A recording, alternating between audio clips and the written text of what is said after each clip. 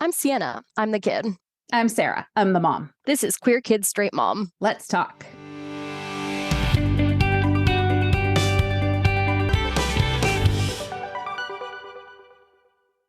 Welcome back to Queer Kid Straight Mom.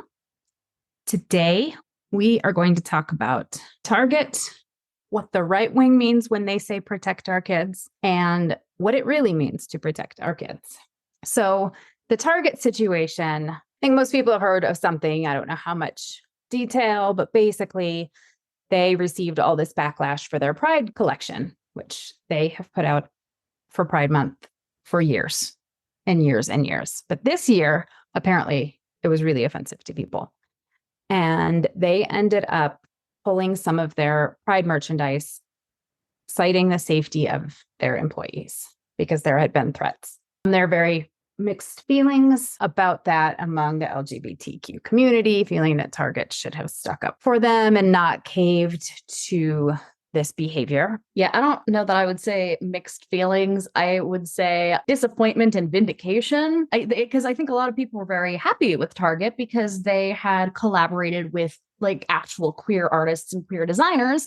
And like, that's exactly what you want. If people are going to be capitalizing off of something like Pride, then they should be working to ensure that that capitalizing benefits the people who this holiday is supposedly celebrating.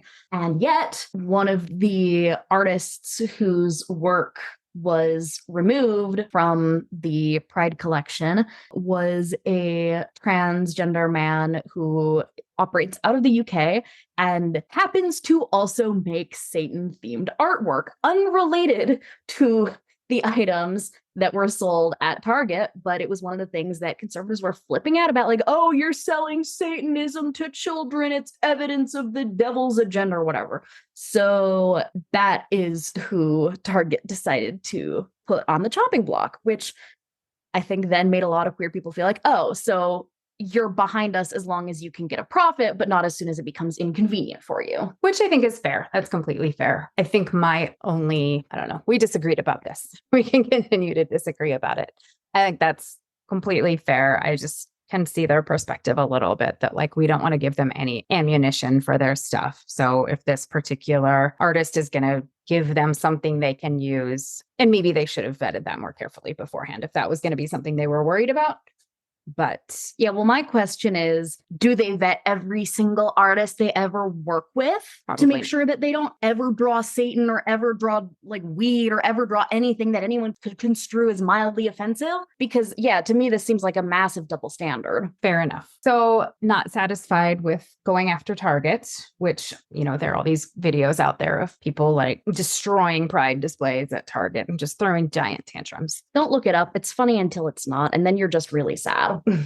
The anti-LGBT crowd also went after the Gay, Lesbian, and Straight Education Network, also referred to as GLSEN, whom Target partners with. They've partnered for 12 years, but once again, this year it became a really big deal to the right-wing crowd, and GLSEN has been the target of hate messages and threats of violence to their staff. So I looked this up. The right-wing slant on this is that GLSEN, because they're an educational group, are like, pushing their agenda in the schools and like brainwashing kids and grooming and all of those words they like to throw around. So according to Fox News, here are some of the transgressions that they found really offensive. GLSEN calls for gender ideology to be integrated into all classes, even math. It provides educators instructions on how they can make math more inclusive of trans and non-binary identities by including they, them pronouns in word problems. Shocking. GLSEN recommended that teachers intervene if students are making graphs about sex and gender to ensure it includes, these are Fox's words, not mine, the ideology supported by GLSEN. When students are creating their own surveys, if they want to include data for biological sex, teachers need to be sure they include both intersex and other as choices. PSA, if you are advocating for ignoring the existence of intersex people and saying, no, there's male and female, that's how it's always been, that is a gender ideology. Like, that's your gender ideology. You too are advocating for gender ideology. But that's their happy, comfortable ideology. And lastly, they were offended by a lesson plan for elementary school kids that says begin the lesson by telling students today we'll be talking about identity, which is a big word that has to do with who we are and all the things that make us unique and special. There are lots of different pieces that fit together to make up our identity. Insert slasher music here. This was enough to create so much backlash against GLSEN. Like I said, they were getting threats to their staff members, and it's just been off the rails. The National Education Association and American Federation of Teachers have both stated their support for GLSEN because they're not a fringe group. They've been working with schools for a long time. Their policies align with practices that are promoted by the National Association of School Psychologists, the American Psychological Association, and Teaching Tolerance, which is a Southern Poverty Law Center project. These organizations all urge schools and school staffs to respect students' right to privacy regarding their sexual orientation and gender identity, and promote school policies that prohibit disclosure of such information to anyone without students' permission. This whole keeping that information private is a key point that has infuriated the right, because schools are pushing this ideology on their kids and keeping secrets from their parents. The whole parents' right movement that got momentum during COVID, it all dovetails into this fury. So the rhetoric that's being used when it comes to these attacks on Target and GLSEN is focused on quote unquote grooming, which is a big trigger word in right-wing circles right now. So I do want to just point something out here, again, to your point about you needed to vet people more carefully and not have anything that could be considered as a problem. But I mean, what this shows us is that conservatives are now flipping out over GLSEN, which is a group that, like you pointed out, Target has been working with for years and lots of companies have been working with for years. So it's sort of a respectability politics thing where it's not actually about the artist, and they're going to find something to throw a tantrum about regardless. So one example is a lot of people have been absolutely flipping out because Target had some swimsuits that were designed to have gender affirming effects. And they were like, it's children's swimsuits. And it wasn't. It was adult swimsuits. So if they can't find something quote unquote legitimate, they're just going to make something up. It's not actually about whether there's anything legitimate or quasi-legitimate to get mad about. It's that there's this cultural thing going on right now where they are looking for any reason, real or imagined, to attack queer people, specifically trans people, and only partnering with the most palatable, respectable, sanitized queer artists out there isn't going to change that. Well, that is true. That is one of the key points of today's conversation, that no matter what it is, they'll find something. Mm-hmm. And that most of this is not grounded in any kind of reality. So you see all these signs that say, protect our kids. And protecting kids has always motivated people. And, plenty of times it's been a political talking point. But we've seen the right really ramp up this idea in recent years that kids are in grave danger from liberalism. The focus has shifted to culture wars instead of policy issues, as far as getting people fired up to support their party. In my biased opinion, it's because they have a slipping grasp on the moral superiority they've always claimed. Because it's hard to say that you're on the moral high ground when you support a cruel, corrupt leader or throw refugees around the country like game visas. I think some of the grooming and protect our kids comes from, no, we're still the party of family values. But what's happening is there are real serious issues, child sexual abuse, and say the learning setbacks that some kids experienced during the pandemic. Those are real issues, but they've become chess moves.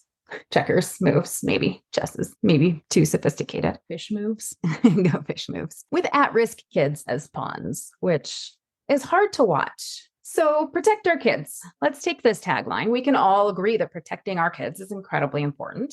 Since I know that rainbow onesies at Target and encouraging inclusive language at school are not actual threats to children. Let's talk about some things that are. I think it has been in the news a lot in 2020.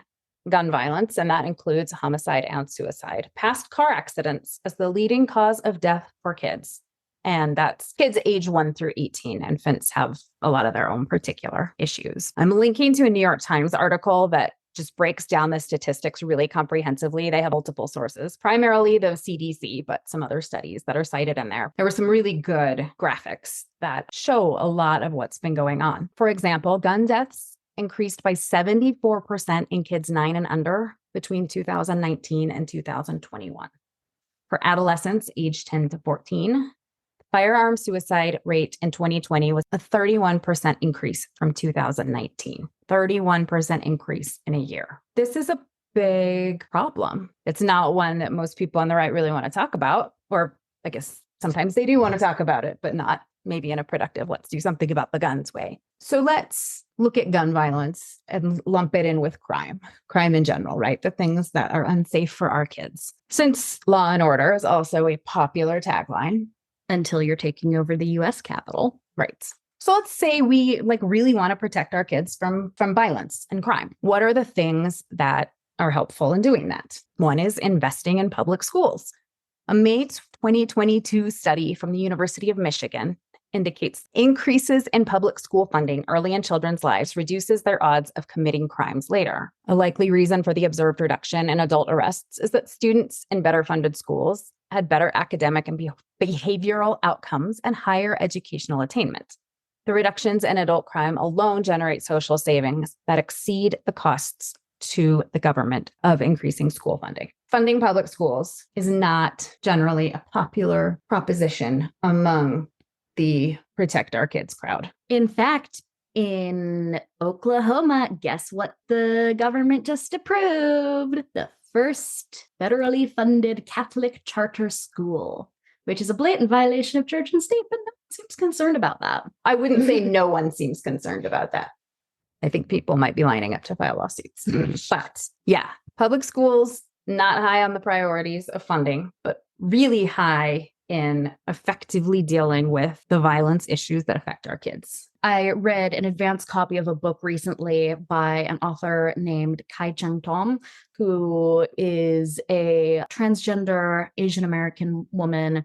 She just wrote a book. It's really good. It's called Falling Back in Love with Being Human, and everyone should go read it as soon as it comes out in August. But the point is, I have also been following her on social media, and she recently posted a graphic about her ideas as far as affecting social change. And she broke things up into two categories. There's control-oriented problem solving, power logic, and then there's compassion-oriented problem solving, compassion logic. And her point was that you solve social problems by solving underlying problems, not by locking more people up or putting more police on the street. You solve social problems by giving people access to the resources they need. And education is so incredibly important when it comes to giving people those resources. I mean, for so many kids, it provides a source of steady food. It provides a source of social support. It provides security and routine. And a lot of those things, like free school lunches and, kids feeling safe to share private information at school, those are the things that Republicans are actively targeting in state and federal legislatures. And so, yeah, they're actively undermining this incredibly important compassion-oriented problem-solving strategy in favor of control-oriented problem-solving strategies like just throwing more SROs in schools, because that's going to solve all the problems. Anyway, go check her out. She's really cool. Yeah, sounds good. We can put that on the website too. Gun control. It's another way of dealing with violent crime. The Brennan Center for Justice, in their research, has concluded evidence for a connection between weakened gun control laws and violence continues to mount. In a recent review of hundreds of scientific studies, the RAND Corporation summarized the state of research on gun violence prevention. On concealed carry, they found supportive evidence that shall issue laws, which require licensing authorities to grant a concealed carry permit if the applicant satisfies basic criteria, increase the incidence of firearm homicides and homicides overall. But in a June 2022 decision, the Supreme Court further undermined the ability of states to regulate the carrying of guns within their borders. So again, working against the actual things that can protect our kids. And then social services and safety nets. Social programs designed to cut poverty can be part of the solution. They've been proven to reduce crime and incarceration. There are studies showing that Medicaid expansion through the Affordable Care Act, which increased access to health insurance for lower income people, reduced arrest rates, as well as recidivism among people who had been to prison multiple times. By contrast, restricting benefits like disability income seems to increase crime and incarceration. These social safety nets that liberals tend to support, conservatives tend to cast aside in favor of pull yourself up by your bootstraps. These reduce crime. And so if we're really worried about keeping our kids safe, those are important things. And I know that some of the cases that the right makes for reducing crime do count. Having a stable family unit at home, of course, gives you a better chance of not ending up committing crimes. But we can't control that. Circumstances happen. These are tangible steps that we can take. You know what promotes having a more stable family life? Not outing kids to their parents. Good point. Good point. In my research of leading causes of death for kids, once you remove homicide, suicide, and accidents, you're left, and this was specifically kids age 0 to 14, you're left with cancer and, for infants, congenital malformations, deformations, and chromosomal abnormalities. Meanwhile, there are various medical journal articles showing that harmful effects of exposure to air pollution during pregnancy have shown higher infant mortality, lower birth weight, impaired lung development, increased later respiratory morbidity, and early alterations in immune development. Other research shows that air pollution may indirectly harm lung development by causing low birth weight, early birth, or improper immune system development. The health implications of this exposure are especially important as air pollution during the prenatal period may interfere with organ development and organogenesis. According to a study from the Johns Hopkins Bloomberg School of Public Health, the greater the maternal exposure to air pollution, the more likely the pregnant women suffered from a condition called intrauterine inflammation, which can increase the risk of a number of health problems for her child from the fetal stage well into childhood. PSA, that was a quote. We acknowledge that not only women are pregnant. Thank you. According to the study's senior author, Xiaobing Wang, 20 years ago, we showed that high levels of air pollution led to poor pregnancy outcomes, including premature births.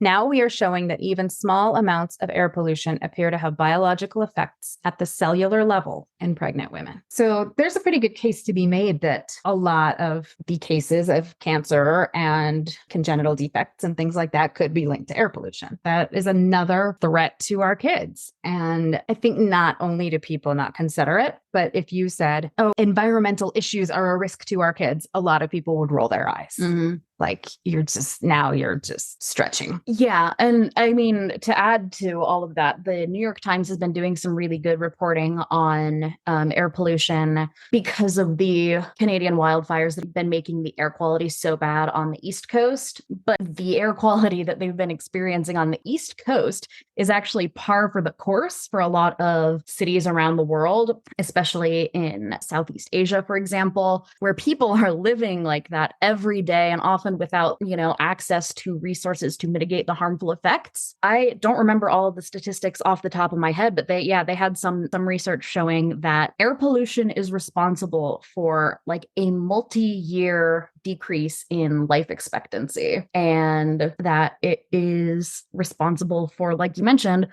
a huge proportion of all sorts of conditions from cancer to lung disease to heart disease. And it's just not a thing that I have really ever heard any Republicans act concerned about outside of maybe some local Republicans in Salt Lake City, because, Salt Lake has had some issues with that. But yeah, it's like you said, it would totally be like, oh, you're just trying to come up with other things. No, it's like a massive, massive problem. And I think because we're accustomed to having better air quality here in the US, we don't think about it, but it is real and it is killing people around the world, and it is killing a lot of people around the world. And yet protect our kids means no rainbow books. Right. Makes sense. Total sense. The last thing I know, I am dumping a ton of information out there today, but found this stuff really interesting. Sexual abuse is a legitimate concern. According to the Rape, Abuse, and Incest National Network, 1 in 9 girls and 1 in 20 boys under the age of 18 experience sexual abuse or assault. That's a lot of people. Also important to note that those numbers are actually likely undercounted, especially among boys who are often taught that they can't be the victim of sexual assault And children across the board, especially when there are efforts to reduce access to sex education, often don't have the language or understanding to realize that they have been abused. Right. So, big problem. The right is not wrong that this is a big problem. What they're wrong about is who is responsible for this abuse. Of the cases of child sexual abuse reported, and like Sienna said, vastly underreported probably, as many as 93% are by people known to the victim. And those cases are actually the ones that are more likely to be underreported. We have a habit in our culture of really taking agency away from kids when it comes to their relatives and telling them, no, you have to give your uncle a hug, even if you don't want to, because you have to be nice, and not taking kids seriously when they express discomfort with how they're being told to use their body. Those cases are the most common, and they're also the most insidious. And that leads me into ways that you can protect your kids. Obviously, no foolproof ways to prevent this, but there are things you can do. Learn warning signs and pay attention. Be involved with your kids' lives. Get to know the people they spend time with, including other parents and kids, coaches, teachers, church leaders, Sunday school teachers, camp counselors, etc. Choose babysitters carefully. Talk about cases that are in the media. Did you see this thing that happened? What would you do if you were in that situation? Encourage your kids to be open and honest, to set boundaries, which is what you were saying. Like, you never have to have physical contact with somebody that you don't want to have physical contact with. And teach your kids to feel comfortable talking about their bodies. There's so much like, oh, we don't talk about that. We don't mention that. But that makes it so kids don't have the language to explain something that has happened to them. Yeah. And, in an honest way, too, a lot of times, I guess it makes parents more comfortable to like give, genitals like a cutesy nickname that might make you more comfortable, but it's not actually more helpful for kids. Yeah, exactly. As for these accusations that members of the LGBTQ plus community are pedophiles, and that has been used for decades, as is the practice of demonizing marginalized communities, there is no evidence that they are more likely to commit child sex abuse.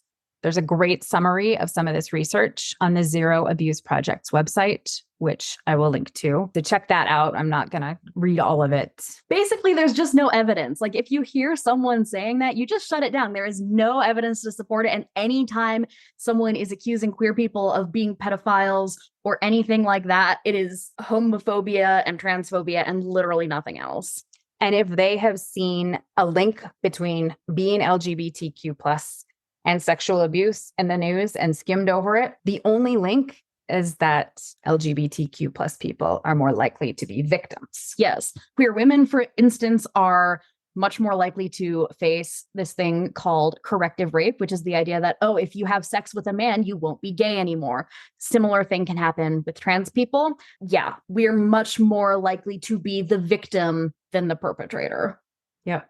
And as far as this idea that talking about these things in school is going to make your kids gay, experts have found no evidence of that. That's not a thing. As one of my favorite Instagrammers likes to say, I watched loads of Disney movies growing up and they didn't make me straight. Yep. The reason we have seen an increase in openly gay and transgender kids is because there is more of a safe environment to talk about it.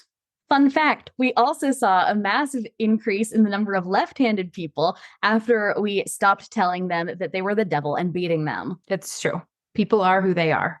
Learning that there is more than one way to be does not make you a different way. Experts also warn that misusing the term grooming, as is being done, saying that having a rainbow onesie is somehow grooming kids to become gay or sexual in some way, can be really harmful because it's moving the conversation away from what grooming actually is and might make it go undetected more often, because if people don't understand what it is, they don't know what they're looking for. They don't know the behaviors that people they know might actually be exhibiting toward their kids, because they're like, oh, well, he's straight, must be fine. So that wraps up my lecture on what some real threats to our kids are and what we can do about them. And if people aren't talking about these kinds of solutions, protecting our kids is not actually what they're reaching for. I mean, yeah, you're looking at me expectantly. That's basically it. Just stop. Thought you might have something to add. No, that's it. That's all there is to say. I will put links to these articles I've mentioned, all of the research that I've cited on the website, should anybody actually want to go look up all these details. Wow, imagine wanting to read actual evidence instead of just throwing around terms. What a concept. We believe in our listeners. And so we are posting that information for you because we like facts here at Queer Kids Straight Mom. More specifically, we like being able to bonk people over the head with facts. It's a powerful weapon, except they usually don't notice. But anyway, as always, we welcome conversation, thoughts, concerns, anything you want to add, or questions that you might have about this conversation, or good ways to respond when people make those kinds of allegations. It's just good to have that information to say, that's actually not true. There is no evidence supporting that. And that's part of what we're trying to do here, is give you some of those examples and talking points and rebuttals. Anything else from you, Sienna? Nope. All right. Thanks for tuning in. Next time, we are going to do a summary of this legislative session that recently ended. As most of you know, it has been pretty brutal for the LGBTQ plus community. Also known as all the ways Republicans say they're trying to protect children and none of the ways that they actually are. It does kind of tie in nicely, doesn't it? There's a flow to this. Tune in for that. Until then, take care. Catch you next time. Bye. If you found this podcast helpful, interesting, or just mildly amusing, please consider rating and reviewing us on your podcasting platform of choice. It really helps us to get the word out there and spread this information as far as we can.